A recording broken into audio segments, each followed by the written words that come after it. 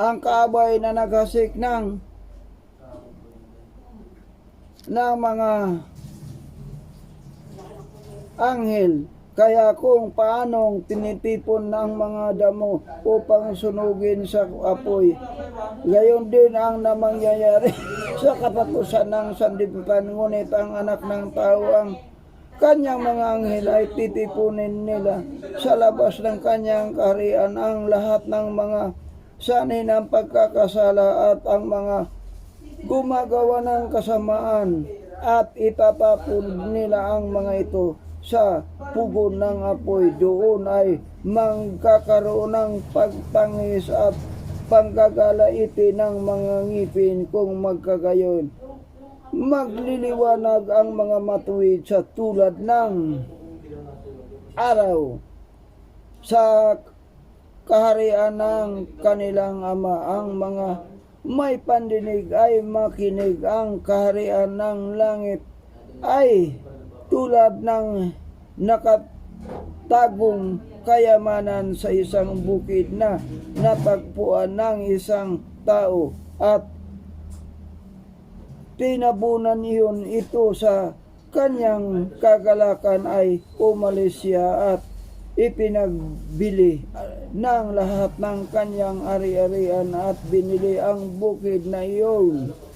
Gayon din naman ang kaharian ng langit ay tulad ng isang mga alakal na naghahanap ng magagandang perlas, at nang makatagpo ng isang mamahaling perlas ay umalis at ipinagbili ang lahat ng kanyang ari-arian at binili iyon.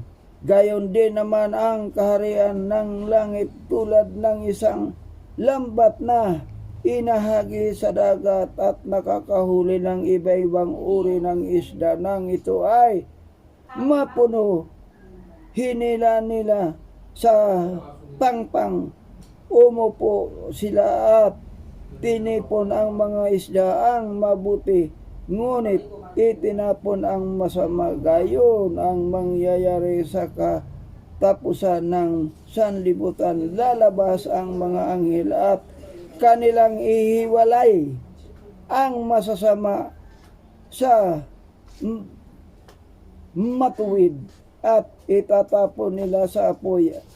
Nang doon ay magkakaroon ng pagtangis at panggagalait ng ngipin. Naunawaan ba ninyo ang lahat ng mga bagay na ito? Sinabi nila sa kanya, at sinabi niya sa kanila. Kaya ang bawat eskriba na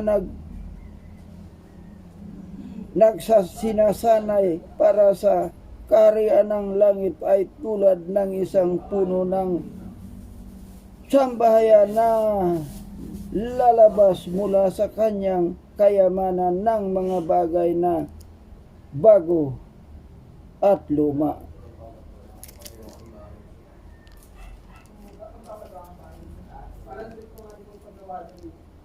Nang matapos na si Jesus ang mga talinghagang ito, iniwan niya ang puok na ito. Dumating siya sa sarili niyang bayan at kanyang tinuruan sila sa kanilang sinagoga. Ano pa sila nagramangha at nagsabi, saan kumuha ng karunungan at ng ganitong mga gawa, makapangyarihan? Hindi ba ito ang anak ng karpintero? Hindi ba ang kanyang ina ay tinatawag na Maria at ang kanyang kapatid sina Santiago, Jose, Simon at Judas? Hindi ba kasama natin ang lahat ng kanyang mga kapatid babae? Saan kinuha ng taong ito ang lahat ng mga bagay na ito? At natisod sila sa kanya. Ngunit sinabi sa kanila ni Jesus, ang isang propeta ay di nawawala ng karangalan maliban sa sarili niyang bayan, samantala at hindi siya gumawa roon ng maraming gawa makapangyarihan dahil kawalan nila ng pananampalataya. Nang panahong iyon ay narinig ng Tetrarch Herodes ang balita tungkol kay Jesus at sinabi niya sa kanyang mga lingkod, ito ay si Juan tagapagbautismo na muling binuhay sa mga patay, kaya nagsagawa siya ng mga kababalaghan sapagkat dinakip ni Herodes si Juan.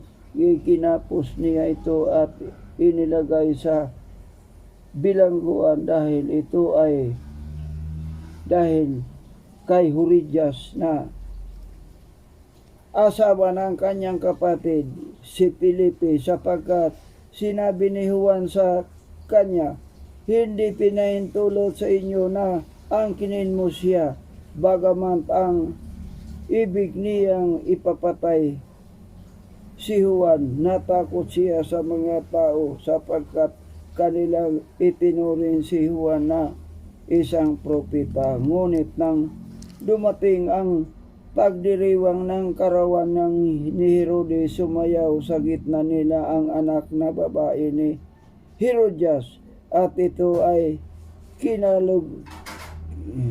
ikinatuwa ni Herodes, kaya siya ay nangako na may sumpa sa kanyang ibibigay ang sinumang hilingin nito. Sa udyok ng kanyang ina ay nabi niya, ibigay mo sa akin dito sa isang pinggan ang ulo ni Juan na tagapagbautismo. Nalungkot ang hari, ngunit dahil sa kanyang mga sumpa at sa mga panuin ipinag-utos niya ibigay yon. Nagsugo siya na pinugutan niya ng ulo si Juan sa bilangguan. Dinala na nasa isang pinggan ang kanyang ulo at ibinigay sa dalaga, at dinala naman nito sa kanyang ina. Dumating ang mga alagad ni Juan, kinuha ang bangkay at inilibing ito. Pagkatapos sila'y umalis at ibinalita kay Jesus. Nang marinig ito ni Jesus, umalis siya roon, sakay ng isang bangka tungo sa isang ilan na lugar na walang siyang kasama. Nang mabalita nito ng maraming tao, naglakad sila sumunod sa kanya mula sa mga bayan. Pagdating niya sa pangpang na nakita niya ang napakaraming tao. Nahabag siya sa kanila at pinagaling niya ang mga may sakit at kanilang nang takipsilin na lumapit sa kanya ang mga alagad niya na nagsasabi, ilang lugar ito at lumipas na ang maghapon, papuntahin mo na ang mga tao sa mga inayon upang makabili sila ng pagkain. Ngunit sinabi ni Jesus sa kanila, hindi na kailangan umalis pa sila, ibigyan ninyo sila ng pagkain.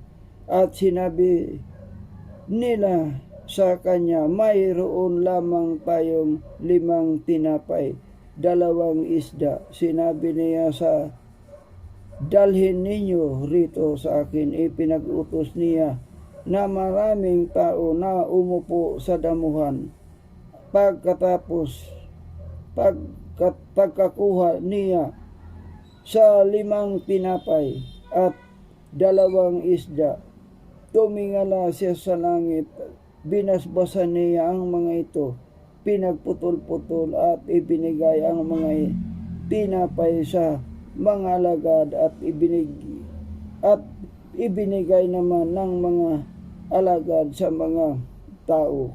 Kumain silang lahat at nabusog. Kinuha nila ang mga pinagputol-putol na tinapay at napuno ang 12 kaing. At ang mga kumain ay may 5,000 lalaki bukod pa sa mga babae.